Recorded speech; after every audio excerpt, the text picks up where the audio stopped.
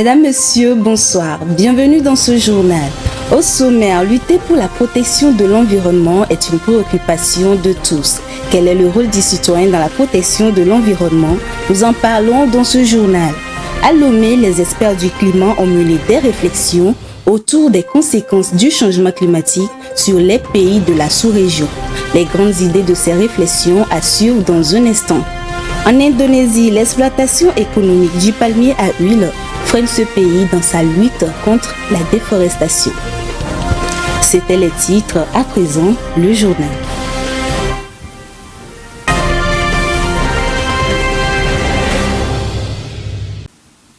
Chaque jour dans le monde, les actions sont menées par les autorités et acteurs en lutte contre les changements climatiques pour freiner ce phénomène.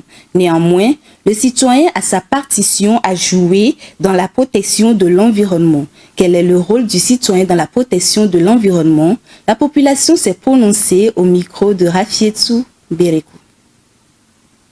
Pour protéger l'environnement, le citoyen doit éviter l'abattage anarchique des arbres, procéder au reboisement, nettoyer ses alentours, éviter les feux de brousse. En tant qu'un bon citoyen, on doit préserver l'environnement, faire le reboisement, éviter le déboisement, sensibiliser la population pour que notre environnement soit propre. Pour le rôle du citoyen dans la protection de l'environnement, il faudrait éviter de jeter les ordures par terre, sensibiliser la population, privilégier le reboisement parce que c'est très nécessaire au fait. En tant que citoyen, pour que notre environnement soit sain, il nous revient de le protéger en évitant de jeter les sachets plastiques partout, entretenir notre entourage régulièrement, ne pas couper les arbres en désordre et faire plutôt le reboisement. Il faut arrêter de jeter les ordures par terre. Il faut aussi qu'on ait des poubelles un peu partout pour que le pays ne soit pas un peu sale. Sensibiliser les gens, arrêter de jeter des eaux sales un peu partout. Ça ramène des insectes qui rentrent dans nos maisons, des moustiques un peu partout. C'est pourquoi on tombe malade. Le 1er juin, c'est la journée de l'arbre. Il faut que chaque citoyen fasse cela. On utilise tellement les sachets plastiques, ce qui est nuisible pour notre environnement. Il faudrait déjà qu'on essaye d'utiliser moins de sachets. Il y a beaucoup de gens qui vont dans les forêts, ils ne font que couper les arbres. Et sans, en plus, après avoir coupé les arbres, essayer d'en planter une pour remplacer cela et essayer d'aider au développement de notre environnement.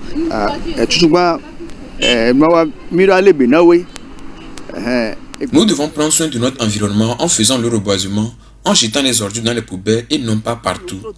Il faut également privilégier l'utilisation des motos écologiques. Dans les rôles cités pour la protection de l'environnement, il y a le reboisement. Il a plusieurs avantages comme l'enrayement de l'érosion, la rétention de l'eau dans le sol. Il redonne vie aux couvertures forestières. Le reboisement et ses avantages sur l'environnement suivant l'avis de la population. Le reboisement consiste à planter les arbres et à donner vie à la nature. Les avantages, c'est qu'ils amènent la pluie et la fraîcheur. Nous devons sensibiliser sur le bien fondé du reboisement et de planter les arbres chaque fois que l'occasion se présente. Le reboisement, c'est de faire planter les arbres. Et les avantages du reboisement, ça attire la pluie et ça augmente la végétation. Ça permet d'avoir les fruits, l'ombre et en pratiquant le reboisement, ça apporte la pluie quoi. Planter les arbres, éviter l'abattage habituel des arbres et tout. Le reboisement, c'est le fait de planter les arbres. Pour le bon accomplissement de reboisement, on doit planter des arbres, protéger les arbres. Le reboisement, c'est le fait de planter les arbres qui contribuent à la nature, au bien-être de la nature.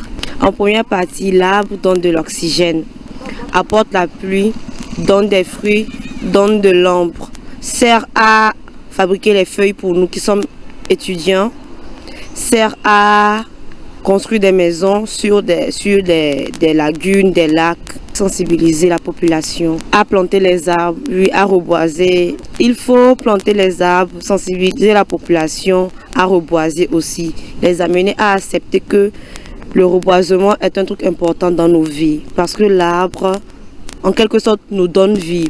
puisque l'arbre nous donne de l'oxygène. C'est le fait de planter les arbres pour que ça ne détruise pas l'environnement. Les arbres ont plusieurs avantages dans notre vie. Ça nous donne des fruits. J'invite la population à planter les arbres un peu. Comme ça va amener les pluies et plusieurs avantages sur l'environnement. Ça nous nourrit et nous fournit des outils. Le reboisement, selon moi, c'est le fait de replanter les arbres pour lutter contre la désertification. Et bon, sans ça, on ne peut pas lutter contre le changement climatique. Il nous permet de retrouver notre climat d'avant parce que de nos jours, on remarque qu'avec la chaleur et tout, le climat se dégrade et on en perd les avantages que la nature nous offre. Donc, avec le reboisement, nous revenons à mère nature. Nous devons essayer de sensibiliser la population, leur montrer l'importance qu'a les arbres pour nous, les humains qui vivons et tout, et les décourager à couper abusivement les arbres parce que de nos jours, ça continue encore malgré qu'on parle, mais du moment que quelqu'un se dit que c'est ma source de revenus. L'Afrique de l'Ouest subit ardemment les conséquences du changement climatique. Les inondations, la sécheresse et les hausses de température s'abattent sur les pays de la sous-région depuis quelques mois. Les experts du climat ont mené des réflexions pour apporter des solutions au changement au cours d'une rencontre à Lomé. Viva Samana pour les précisions. L'Afrique de l'Ouest fait face depuis quelques mois à de fortes précipitations provoquant les inondations et leurs dégâts. Pour réfléchir sur les conditions d'adaptation des populations aux impacts du changement climatique, les experts du climat des pays de la sous-région ouest-africaine se sont réunis lundi dernier à Lomé au Togo. Au cours de cette rencontre organisée par la CEDEAO et le Programme des Nations Unies pour le développement PNUD, la représentante adjointe de l'institution onusienne Madame Seynabou Diaoba a présenté un bilan peu réjouissant de la situation climatique du Togo et des pays de la sous-région. Elle a également invité les décideurs et les acteurs engagés dans le climat à une réponse collective face aux défis climatiques. En outre, le rapport du groupe intergouvernemental d'experts sur l'évolution du climat GIEC prévoit une augmentation de la sécheresse, de violentes précipitations et d'importantes inondations en Afrique de l'Ouest dans les années à venir. Le Togo et les pays de la sous-région sont confrontés à l'évolution observée qui affecte les activités agricoles. Cette situation pourrait provoquer de fortes crises alimentaires si rien n'est fait pour y remédier dans les années à venir. Le Togo et les pays de la sous-région sont confrontés à l'évolution observée qui affecte les activités agricoles. Cette situation pourrait provoquer une forte crise alimentaire si rien n'est fait pour y remédier dans les années à venir. Abidjan, la capitale ivoirienne, subit des inondations depuis quelques mois. Cette catastrophe cause des pertes en vies humaines et des dégâts matériels. Face à cette situation, le gouvernement s'active pour trouver des solutions efficaces. Plus de précisions, c'est avec Irène Papadina. Dans la capitale économique ivoirienne, une personne sur 5 vit dans les zones inondables. Les changements climatiques, principal accusé des dégâts des pluies diluviennes, n'en sont pas les seules causes. À Abidjan, la population construit dans les zones à risque. Les canalisations sont bétonnées ou servent de dépotoir, laissant l'eau ruisseler et se transformer en torrents meurtriers. C'est la ville qui est une ville béton, c'est une ville bitume, c'est une ville tôle, et du coup, l'eau n'a plus sa place dans la ville. Et toutes les eaux qui devaient partir en infiltration sont réservées à l'écoulement. Et toutes les eaux se retrouvent au même endroit. Du coup, c'est une bonne quantité d'eau qui doit circuler. Un ouvrage d'assainissement, il a besoin d'être régulièrement revisité. Ces catastrophes naturelles additionnées au changement climatique, à l'incivisme et aux sociétés en charge de la construction des voiries laissent place à des paysages de désolation. Cette mauvaise situation force des centaines de personnes chaque année à se déplacer ou à vivre sous la menace des inondations en saison pluvieuse. Depuis qu'ils ont fait les routes là, c'est vrai qu'ils ont fait, les gens pas d'eau sont contents, mais nous vraiment, on n'est pas contents. C'est comme ils ont fait ici une sortie de l'eau. Plus de 700 mm de pluie sont déjà enregistrés, causant des pertes en vies humaines et d'importants dégâts matériels. La SODES m'avait annoncé qu'on aura une quantité de pluie qui sera supérieure à 640 mm. Donc on a largement dépassé les 640 mm de pluie. On est pratiquement à 740 mm de pluie. Pour éviter les drames liés aux inondations, les secours ne baissent pas la garde, ils continuent de s'organiser. Toutes nos troupes sont en alerte dans les différentes casernes. En plus du personnel qui est en alerte, comme les jours ordinaires, nous avons des équipes d'intervention aquatique, nous avons aussi des équipes de recherche en milieu périlleux et nous avons aussi des équipes de sauvetage, déblaiement accompagnées d'une équipe cynotechnique. Le gouvernement ivoirien a lancé depuis le 24 avril l'opération Saison des pluies zéro victime c'est possible afin de préserver la vie des populations exposées aux conséquences des inondations et des glissements de terrain. Des inondations se sont également observées en Somalie. De fortes pluies se sont abattues la semaine dernière sur le pays et ont affecté plus de 460 000 personnes selon l'Agence humaine des Nations Unies OCHA. Des dizaines de milliers d'habitants ont été contraints de quitter leur maison pour chercher un refuge. Suivant le commentaire. 22 personnes ont été tuées dans des inondations provoquées par de fortes pluies dans le centre de la Somalie. Le fleuve Chabelle est sorti de son lit, submergeant les routes et les bâtiments de la ville de Beledweyne. D'après les premières estimations, les inondations et les crues soudaines en Somalie ont affecté au moins 460 470 personnes, dont près de 219 000 ont été déplacées de leur domicile et 22 ont été tuées. Les inondations ont détruit les maisons et saccagé les terres agricoles, emporté le bétail, entraîné la fermeture temporaire des écoles et des centres de santé et endommagé les routes. Cette catastrophe fait suite à une sécheresse record qui a laissé des millions de Somaliens au bord de la famine. Pour le nombre d'habitants, les inondations sont malheureusement devenues une épreuve familière alors que les phénomènes météorologiques extrêmes sont de plus en plus fréquents et intenses en raison du changement climatique. L'Afrique de l'Est et centrale souffre souvent de conditions météorologiques extrêmes pendant la saison des pluies. La semaine dernière, plus de 400 personnes ont perdu la vie à la suite de pluies torrentielles, d'inondations et de glissements de terrain dans l'Est de la République démocratique du Congo. L'Indonésie est un pays très engagé dans la lutte contre la déforestation. On remarque même une avancée significative dans cette lutte. Mais l'exploitation économique du palmier à huile constitue un frein à cette lutte. Néanmoins, le pays tient à maintenir le cap dans la protection de la couverture forestière. Viva Samana pour plus de détails. La déforestation est en recul de 17% dans l'archipel indonésien. Ce pays abrite la 8e plus grande superficie forestière du monde. Mais le phénomène est loin d'être enrayé. Le rythme de la déforestation est en baisse dans ce pays de l'Asie de l'Est. Le concept de déforestation zéro défendu à l'international a suscité une certaine résistance de la part du gouvernement indonésien car cela ralentissait le développement économique. En effet, la production de l'huile de palme est l'un des poumons économiques de ce pays et éviter la déforestation engendrerait un ralentissement de cette économie. La production de l'huile de palme est l'un des poumons économiques du pays et éviter la déforestation engendrerait un ralentissement de cette économie. Face à ces enjeux, il semble nécessaire d'améliorer la gouvernance dans la gestion des forêts. Une cogestion avec les acteurs non étatiques est envisagée. Pour la protection efficace des forêts, les acteurs non étatiques sont impliqués également. Dans l'optique d'atteindre la déforestation zéro, une forte volonté politique et une coopération avec les acteurs publics, privés et internationaux est nécessaire. Les opérations de reboisement sont organisées fréquemment pour assurer un équilibre forestier et protéger l'environnement. D'autres pays de l'Asie et du reste du monde doivent s'inscrire dans cette dynamique de maintien de la couverture végétale.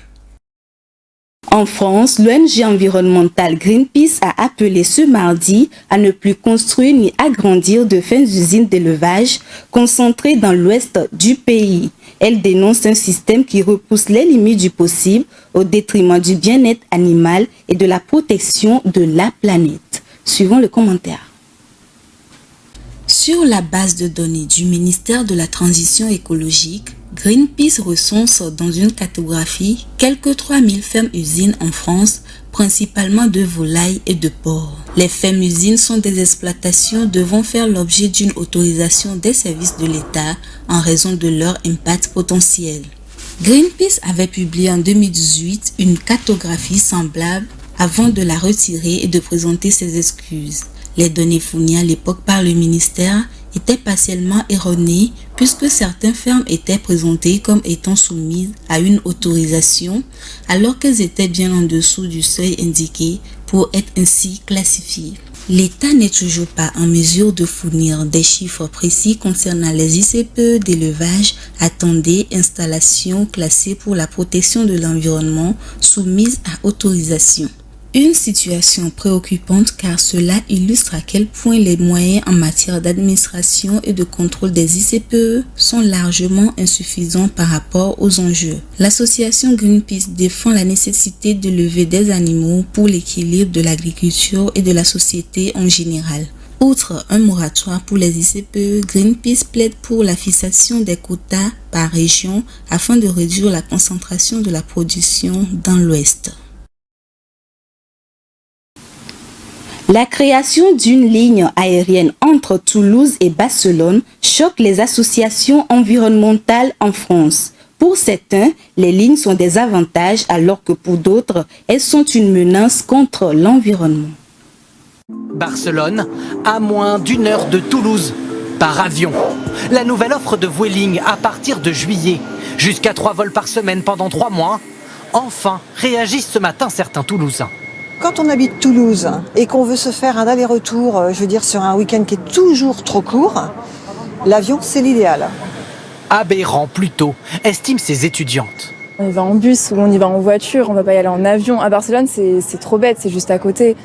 Si l'offre de la compagnie espagnole divise les Toulousains, c'est parce que Barcelone fait office de voisine. 250 km à peine à vol d'oiseau. Autant dire un saut de puce. Incompréhensible donc, aux yeux des associations écologistes. Par rapport à prendre le train, c'est 100 fois plus d'émissions pour le même trajet. Cette ligne, il ne fallait pas l'ouvrir, tout simplement. Je pense que c'est assez clair. Il fallait faire ce qu'il fallait, effectivement, pour que le train soit une alternative intéressante. Et c'est tout le problème, car jusqu'à la crise sanitaire, la SNCF proposait une liaison directe, en partenariat avec l'opérateur espagnol Renfe. Temps de trajet, 3 heures.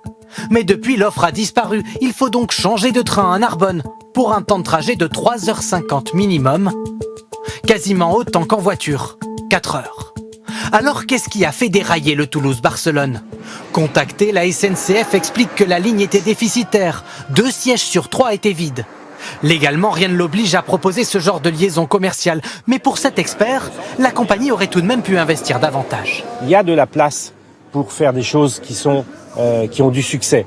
Donc c'est vraiment le résultat d'une politique délibérée de la SNCF que de ne pas mettre beaucoup d'efforts, y compris en marketing, pour ces liaisons, en l'occurrence Toulouse et Barcelone. L'offre de Vueling n'est pas concernée par la loi climat qui proscrit depuis le début de l'année les liaisons aériennes courtes, uniquement pour les vols en France, réalisables en moins de 2h30 par le train. C'est la fin de ce journal. Merci de votre fidélité. Bonne suite de nos programmes sur Green TV International.